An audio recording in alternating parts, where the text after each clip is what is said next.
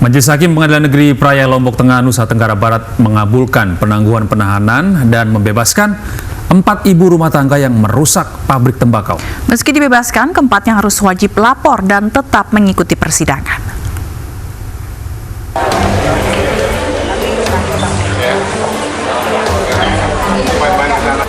Empat ibu rumah tangga yang menjadi terdakwa kasus perusakan gudang pabrik rokok di Desa Wajegeseng, Kecamatan Kopang, Kabupaten Lombok Tengah dibebaskan setelah Majelis Hakim mengabulkan penangguhan penahanan mereka. Meski sudah bebas, namun keempat ibu rumah tangga ini harus menjalankan wajib lapor dan mengikuti persidangan yang akan digelar kembali pada Kamis 25 Februari dengan agenda eksepsi dari terdakwa. Alhamdulillah, keempat ibu RT ini bisa berkumpul kembali dengan keluarganya, mengurus anak-anaknya, dan tentu kami dari kuasa hukum akan melakukan segala macam tindakan hukum yang kami pandang perlu ya, untuk memastikan keempat ibu RT ini mendapatkan keadilannya. Sebelumnya, 4 ibu rumah tangga ini ditahan karena diduga merusak gudang pabrik rokok. 2 diantaranya membawa anaknya yang masih balita turut serta ketahanan karena masih menyusui. Keempat wanita ini ditahan karena melempar batu ke pabrik rokok karena kesal pada bau menyengat dari pabrik. Bau ini dianggap mengganggu dan membahayakan kesehatan. Terlebih, sejumlah anak di kampung mereka sesak nafas akibat mencium bau pabrik. Sementara itu, pemilik pabrik mengaku sengaja melaporkan tindakan keempat wanita ini karena karyawannya ketakutan pada aksi pelemparan batu. Terjadi pelemparan, ditegur jangan, ketakutan karyawan dar terus kan. Karyawan saya jadi ketakutan, malah menyerang ke sana, tapi saya telepon jangan, kamu tetap di tempat. Kalau begitu kami pulang aja. Kami dari tadi sudah pulang, jadi mereka hilang, saya juga rugi hari itu karena hitungnya sama. Dia pulang semua. Nah, itulah yang saya laporkan lagi, Pak. Keempat wanita ini disangkakan dengan pasal penyerangan dengan kekerasan dan terancam hukuman maksimal 7 tahun penjara. Dari Lombok Tengah, Emma Widiati, iNews melaporkan.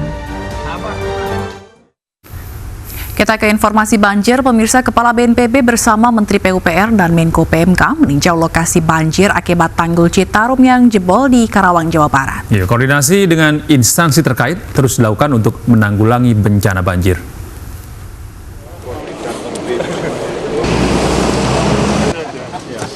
Kepala Badan Nasional Penanggulangan Bencana Doni Monardo bersama Menteri PUPR Basuki Hadi Mulyono dan Menko PMK Muhadjir Effendi Senin pagi melakukan peninjauan udara lokasi banjir yang diakibatkan jebolnya tanggul Citarum, Jawa Barat.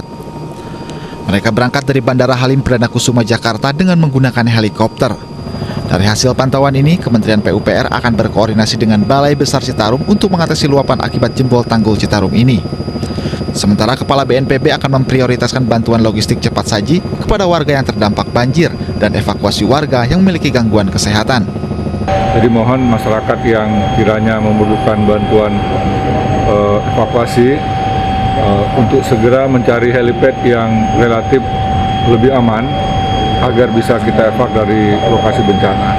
Kemudian juga masyarakat yang lansia, ibu hamil, ini juga mungkin perlu mendapatkan prioritas untuk dilakukan langkah-langkah penanganan lebih baik lagi. Seperti diketahui, jebolnya tanggul Citarum ini terjadi pada Minggu dini hari. Akibatnya, banjir merendam sejumlah desa di Kabupaten Bekasi dan Karawang, Jawa Barat.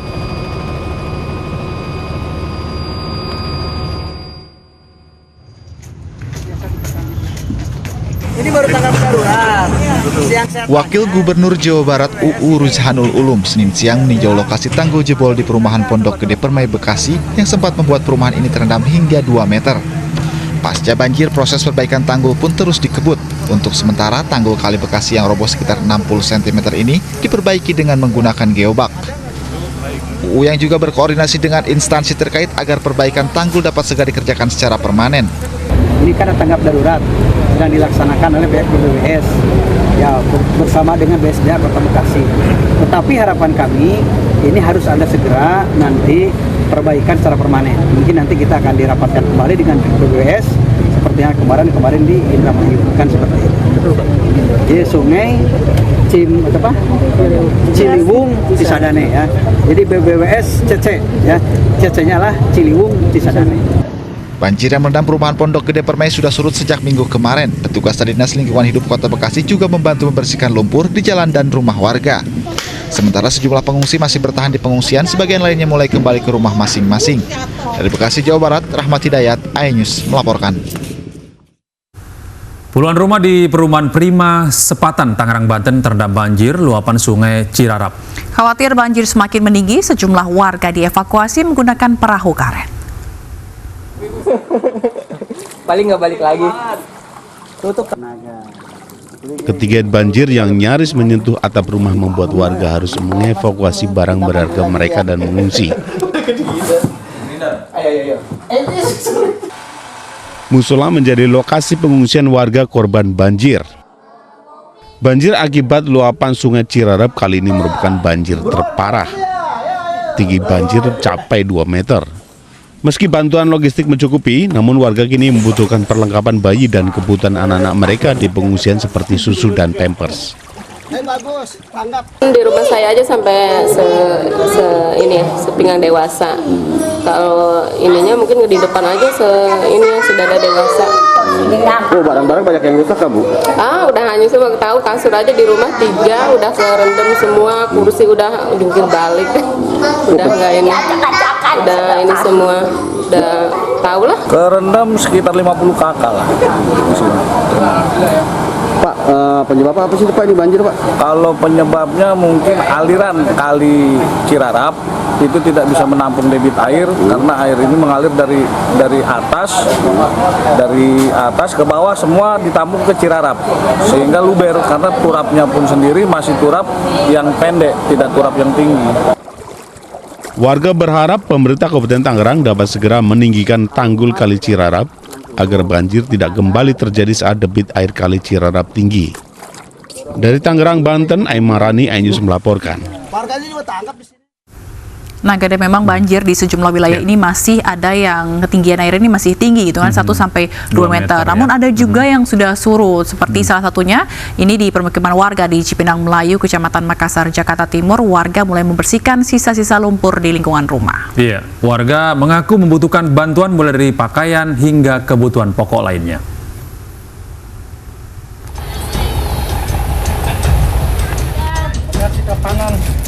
Usai banjir merendam rumah, warga mulai membersihkan lumpur yang tersisa di permukiman warga di RT 4 RW 4 Kelurahan Cipinang Melayu, Jakarta Timur pada Senin siang.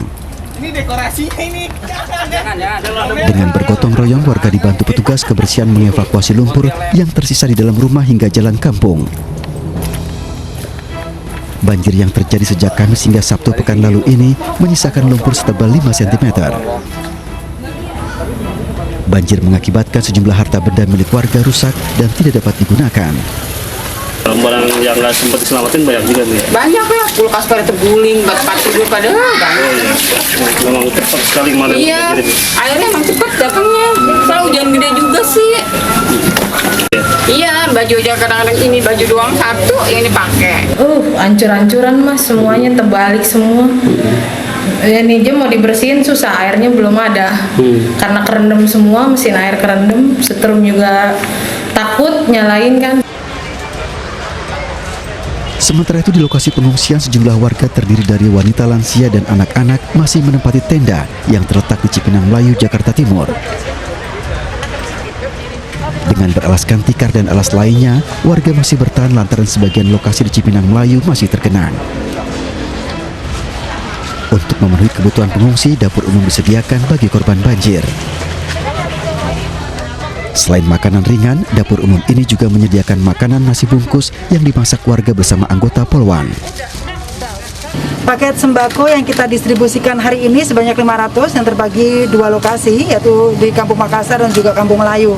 Adapun isinya semoga bermanfaat bagi rekan-rekan di dapur umum, yaitu beras, kemudian mie instan, dan juga minyak goreng, dan juga ada sarden, dan juga ada gula kopi untuk masyarakat di sini. Meski telah surut di beberapa lokasi di Kelurahan Cipinang Melayu, Jakarta Timur, hingga Senin siang, genangan air masih setinggi 10 cm. Dari Jakarta, Rio Manik, iNews melaporkan. Pemirsa, warga yang terjebak banjir di Kampung Babagan, Kecamatan Pabayuran, Kabupaten Bekasi, Jawa Barat, dievakuasi prajurit marinir. Sementara itu banjir setinggi 80 cm Senin sore masih merendam ruas tol Jakarta-Tangerang di kilometer 26 Bitung, Kabupaten Tangerang, Banten. Dipimpin Asisten Operasi Komandan Korps Marinir, Kolonel Marinir Ahmad Fajar, pasukan marinir menelusuri lokasi dan korban banjir di Kampung Babagan, Kecamatan Pabayuran, Kabupaten Bekasi. Dalam penelusuran ini, prajurit marinir menemukan warga yang terjebak banjir dan terisolasi. Mereka dievakuasi dengan menggunakan perahu karet. Sementara warga yang mengungsi dalam kondisi seadanya, mereka membutuhkan air bersih, bahan makanan, pakaian, selimut, dan dapur umum, serta genset karena listrik mati. Banjir yang melanda kawasan ini karena tanggul Sungai Citarum yang jebol.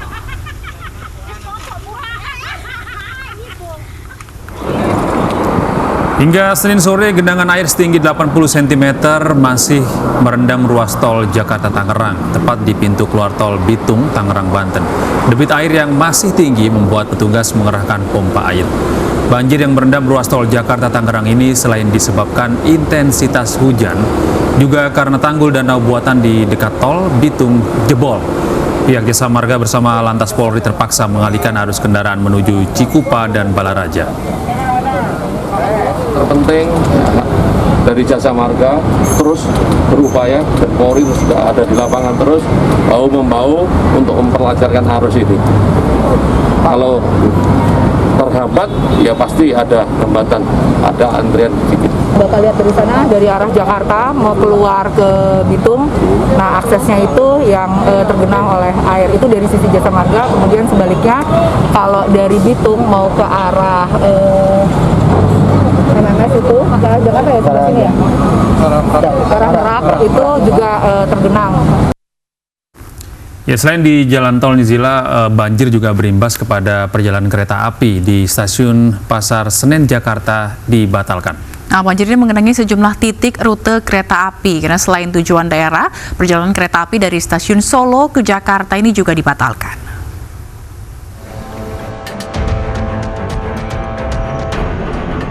Perjalanan kereta api di Stasiun Pasar Senen kembali dibatalkan.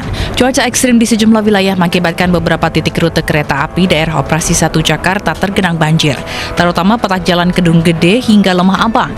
Total 7 perjalanan di Stasiun Pasar Senen dibatalkan dengan rute Purwosari, Purwokerto, Magelang, Malang, Tegal, dan Surabaya. Pihak PT KAI memberikan kebijakan pengembalian dana tiket 100% bagi calon penumpang. Pembatalan perjalanan dapat dilakukan dengan mendatangi langsung lokal stasiun Pasar Senen dengan membawa KTP serta tiket yang sudah dibeli dalam waktu 30 hari ke depan. Untuk tujuan Blitar hari ini. Iya. Tadi persyaratannya apa saja, Mas? Persyaratannya sih gampang, cuman KTP yang asli sama bukti bookingnya aja udah.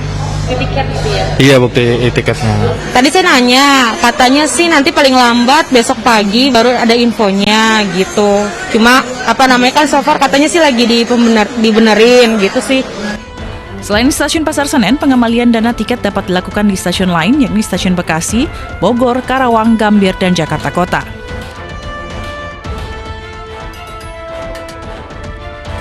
Perjalanan kereta api dari Stasiun Balapan tujuan ke Jakarta juga dibatalkan akibat banjir. Pembatalan sudah dilakukan sejak hari Minggu kemarin.